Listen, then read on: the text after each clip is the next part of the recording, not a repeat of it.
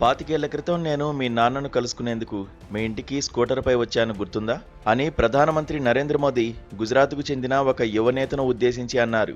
1991లో మురళీ మనోహర్ జోషితో పాటు ఏక్తా యాత్రకు సహాయంగా వచ్చినప్పుడు నీవు ఒక పిల్లవాడిగా మాకు పలహారాలు అందించావు అని ఆయన మరో నేతకు చెప్పారు. 2014లో నేను ప్రధాని కాకముందు హైదరాబాద్ వచ్చినప్పుడు ఎల్బీ స్టేడియంలో యువ సమ్మేళనం నీ ఆధ్వర్యంలోనే జరిగింది కదా, అప్పుడు టికెట్ పెట్టిన భారీ ఎత్తున యువత హాజరైంది అని ఏపీకి చెందిన మరో నాయకుడితో మోదీ అన్నారు. కొత్తగా నియమితులైన బీజేపీ పదాధికారులతో దాదాపు 4 గంటల పాటు మోదీ సమావేశమైనప్పుడు జరిగిన సంభాషణలివి. బీజేపీ పదాధికారులందరినీ తన చుట్టూ కూర్చోబెట్టుకుని దాదాపు 50 మందితో మాట్లాడనిచ్చిన మోదీ మధ్యలో వారితో తన అనుబంధాన్ని, గత స్మృతులను నెమరువేసుకున్నప్పుడు వారు ఆశ్చర్యపోయారు. కొంతమంది అయితే కన్నీరు కార్చారు. మోదీ జ్ఞాపక శక్తి అమోఘం అని ఒక నేత చెప్పారు. కొత్త టీం సమావేశం జరుగుతోంది సార్, మీరు వస్తే బాగుంటుంది అని నేనే ప్రధానికి చెప్పాను అని జాతీయ అధ్యక్షుడు నితిన్ నబీన్ చెప్పారు. కెప్టెన్ ఆదేశిస్తే రాకుండా ఎలా ఉంటాను, మీ అందరినీ కలుసుకుంటే ఇంట్లో కుటుంబ సభ్యుల మధ్య ఉన్నట్లుంటుందని మోదీ నవ్వుతూ చెప్పారు. రాజస్థాన్ మాజీ ముఖ్యమంత్రి వసుంధరా రాజే, సిద్ధాంతకర్తగా పేరొందిన రామ్ మాధవ్, సంస్థాగత ప్రధాన కార్యదర్శి బిఎల్ సంతోష్ తదితర ఉద్దండులు కూడా మోదీ మాట్లాడుతుంటే తదేకంగా వింటూ కూర్చున్నారు. సమావేశం తర్వాత వారందరితో పాటు గ్రూప్ ఫోటో దిగారు, కలిసి భోజనం చేశారు. ఆశ్చర్యకరమైన విషయమేమిటంటే ఈ కీలక సమావేశంలో హోంమంత్రి అమిత్ షా పాల్గొనలేదు.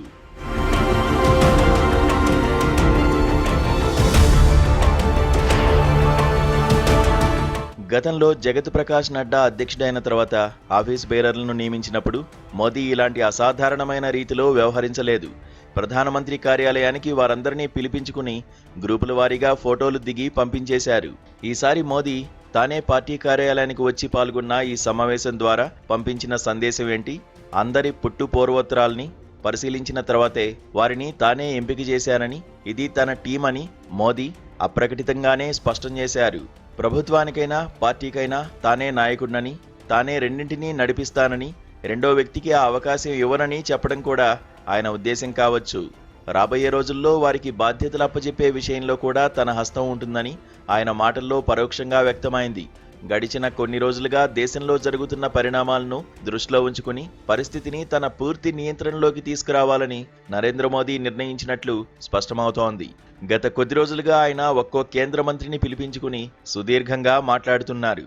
త్వరలో మంత్రివర్గంలో భారీ మార్పులకు కూడా ఆయన రంగం సిద్ధం చేస్తున్నట్లు ప్రచారం జరుగుతోంది.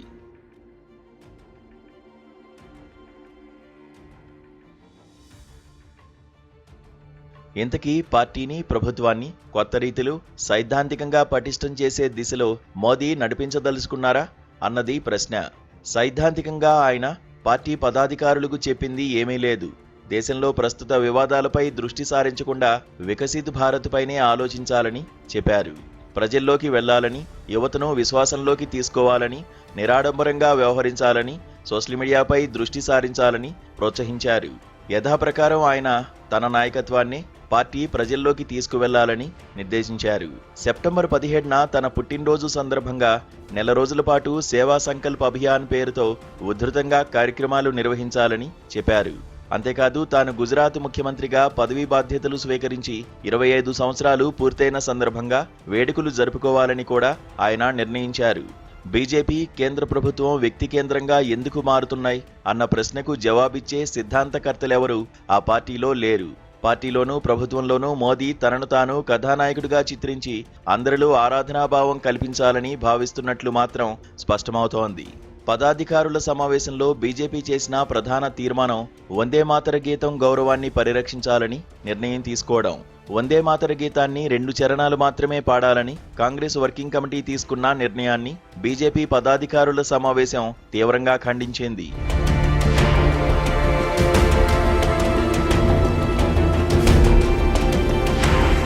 అసలు వందే మాతర గీతం పూర్తిగా పాడాలనడం దేశంలో జనాన్ని కదిలించి బీజేపీ ఆశిస్తున్న సాంస్కృతిక జాతీయవాదానికి దారితీస్తుందా అన్నది చర్చనీయాంశం. ప్రజల్లో, ప్రధానంగా నేటి జంజీలో వందే మాతరం 2 చరణాలకు పరిమితం కాకుండా పూర్తిగా పాడాలని చట్టం చేయడం ఎంత భావోద్వేగాన్ని కలిగిస్తుందనేది కూడా అంచనా వేయవలసి ఉన్నది. చట్టం ద్వారా జాతీయ ఐక్యతను సాధించగలమా? అయినప్పటికీ ఇది బీజేపీ కాంగ్రెస్ల మధ్య ఒక సైద్ధాంతిక వ్యత్యాసాన్ని స్పష్టం చేస్తుంది అనడంలో సందేహం లేదు. కానీ నిజంగా ఈ రెండు పార్టీలు ఈ సైద్ధాంతిక దృక్పథంలో లోతుగా ఆలోచించి నిజాయితీగా పనిచేస్తున్నాయా అన్నది కూడా ఆలోచించాల్సి ఉన్నది. భారతీయ జనతా పార్టీకి సంబంధించి ఇది పోటీ పరీక్షల పత్రాల లీకేజీలు, విద్యార్థుల ఆందోళనలు, అయోధ్యలోని రామజన్మభూమి తీర్థక్షేత్ర ట్రస్ట్లోని ఆర్థిక అవకతవకల నుంచి దృష్టి మళ్లించడానికి ఉపయోగపడుతుందని వారు భావించవచ్చు. కానీ ఈ అంశాలను సజీవంగా ఉంచేందుకు కాంగ్రెస్ తీవ్రంగా యత్నిస్తోంది. విద్యార్థుల మీద హింసాకాండపై సుప్రీంకోర్టును కవచంగా ఉపయోగించుకొని ప్రభుత్వం సుప్రీంకోర్టు మాజీ న్యాయమూర్తి ఒకరి నేతృత్వంలోని కమిటీ ద్వారా సమస్య తీవ్రతను చల్లార్చేందుకు ప్రయత్నిస్తుంటే పెల్లెట్ల ప్రయోగంపై ఎఫ్ఐఆర్ ఎందుకు దాఖలు చేయలేదని కాంగ్రెస్ ప్రతిపక్ష నేత రాహుల్ గాంధీ పోలీస్ స్టేషన్లో హంగామా సృష్టించారు. అయోధ్య సంఘటనపై విమర్శలను ఎదుర్కొనేందుకు బీజేపీ వందే మాతర గీతం పూర్తిగా పాడాలంటూ చట్టం చేస్తే యూపీ కాంగ్రెస్ అధ్యక్షుడు అజయ్ రాయ్ నేరుగా అయోధ్యకు వెళ్లి హనుమాన్ ఘడి వద్ద హనుమాన్ చాలీసా పఠించారు. మరోవైపు రాహుల్ గాంధీ పూణేలో బీజేపీ మనువాద దృక్పథంతో వ్యవహరిస్తోందని విమర్శించారు.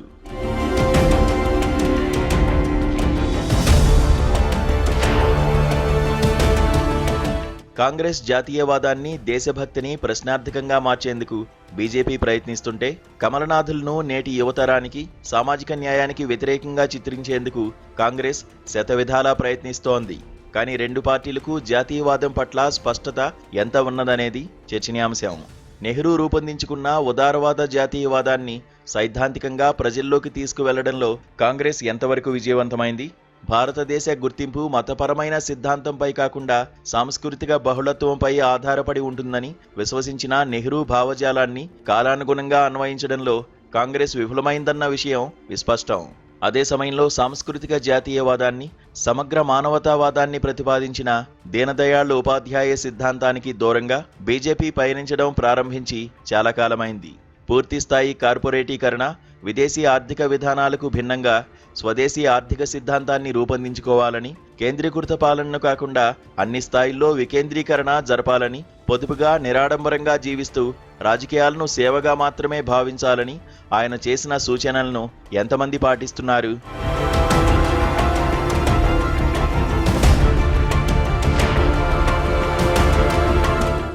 ఈ రెండు పార్టీలు ఎన్నికల రాజకీయాలకు అనుగుణంగా పావులు కదుపుతున్నాయే కానీ తమ పార్టీలో సైద్ధాంతిక స్పష్టత కల్పించాలని తీవ్రంగా ప్రయత్నిస్తున్న దాఖలాలు కనబడడం లేదు. యూపీ ఎన్నికలను దృష్టిలో ఉంచుకుని మనుస్మృతిని, కులగణనను లేవనెత్తేందుకు రాహుల్ యత్నిస్తుండవచ్చు. తద్వారా బహుజనులు, ఓబీసీల ఓట్లను కాంగ్రెస్ సాధించగలదా అన్నది ప్రశ్నార్థకం. బీహార్ ఎన్నికలకు ముందు కులగణనను ప్రధానాంశంగా చేసినప్పటికీ కాంగ్రెస్ తగిన సీట్లను సాధించలేకపోయింది. అదే సమయంలో వందే మాతరం పూర్తిగా పాడకపోవడం దేశద్రోహమని కాంగ్రెస్ను విమర్శించడం ద్వారా హిందూ ఓట్లను బీజేపీ సంఘటితం చేసుకోగలదా అన్నది కూడా ప్రశ్నించుకోవాల్సి ఉన్నది. మనుస్మృతిని విమర్శించిన రాహుల్ ఖురాన్, బైబిల్ను కూడా ఎందుకు విమర్శించలేదని హిందూవాదులు ప్రశ్నించడాన్ని ఎవరు నివారించగలరు? భారతీయ జనతా పార్టీ నరేంద్ర మోదీ చుట్టూ తిరుగుతున్నదని, ఆయనే అన్నింటినీ నియంత్రిస్తున్నారని విమర్శించవచ్చు. కానీ అదే పరిస్థితి కాంగ్రెస్లో కూడా కనిపిస్తోంది. కాంగ్రెస్ రాజకీయాలన్నీ రాహుల్ గాంధీ, ఆయన ఉపన్యాసాల చుట్టే తిరుగుతున్నాయి. మోదీ, రాహుల్ ఇరువురు ఇతరులతో చర్చించి వ్యాఖ్యానాలు చేయడం లేదు. తమ పార్టీలను సైద్ధాంతికంగా పటిష్టం చేసుకునే ఆసక్తి ప్రదర్శించడం లేదు. వ్యక్తి కేంద్రీకృత పార్టీ రాజకీయాలు కాకుండా సిద్ధాంత ప్రాతిపదిక గల రాజకీయాల దిశన రెండు జాతీయ పార్టీలు తమను తాము తీర్చిదిద్దుకున్నప్పుడే దేశంలో ఆరోగ్యకరమైన మార్పు సాధ్యం.